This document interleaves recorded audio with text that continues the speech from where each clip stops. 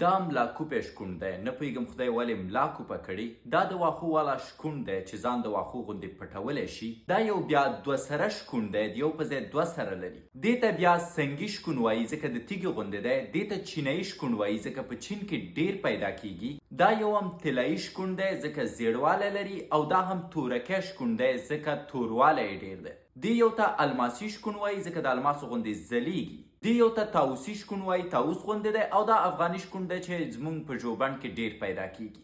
دا یو اژدهایي شکون دی ځکه د اژدها غوندې دی. او دا یو چې دی سوډاني یا افریقایي شکون دی ځکه ورته سوډاني وایم چې تور دی.